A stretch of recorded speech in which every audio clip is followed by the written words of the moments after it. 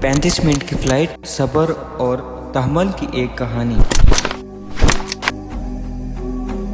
میں کھڑکی کے ساتھ بیٹھا تھا اور میرا دوست پہلی نشست پر تھا۔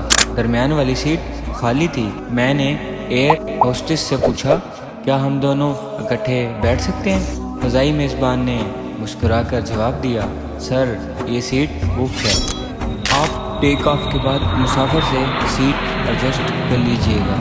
ہم مسافر کا انتظار کرنے لگے۔ جہاز کے دروازے بند ہونے سے چند لمحے قبل ایک لحیم شہیم بزرگ آ گیا جو بیمار بھی دکھائی دے رہا تھا۔ میں نے اس سے پیشکش کی کہ وہ میری کھڑکی والی سیٹ لے لے تاکہ ہم دوست اکٹھے بیٹھ سکیں، لیکن اس نے میری پیشکش مسترد کر دی اور دھپ سے درمیان میں بیٹھ گیا۔ وہ دونوں طرف سے باہر نکل رہا تھا، جس کی وجہ سے میں جہاز دیوار کے ساتھ دب گیا، جبکہ میرا دوست بھی سیٹ سے آدھا باہر لٹک گیا۔ موٹے آدمی کے جسم سے ناگوار بو بھی آ رہی تھی اور وہ کھلے منہ سے سانس لے رہا تھا، جس سے مزید بدبو پھیل رہی تھی۔ ہم نے اپنی گفتگو بند کر دی۔ میں نے جیب سے تسبیح نکالی اور ورد کرنے لگا، جبکہ میرا دوست موبائل پر مصروف ہو گیا۔ وہ میری زندگی کی مشکل ترین فلائٹ تھی۔ لاہور اترنے کے بعد میں نے اپنے دوست سے سفر کے بارے میں پوچھا تو وہ ہنسا اور کہا، زبردست، میں تو موبائل فون پر کتابیں پڑھتا رہا۔ میں نے حیران ہو کر پوچھا، کیا تم موٹے آدمی کی وجہ سے ڈسٹرب نہیں ہوئے؟ وہ بولا، شروع کے 2 منٹ ہوا تھا، لیکن پھر میں نے اپنی کونی اور پسلیاں اس کے پیٹ میں فٹ کر دی اور کتاب میں مگن ہو گیا۔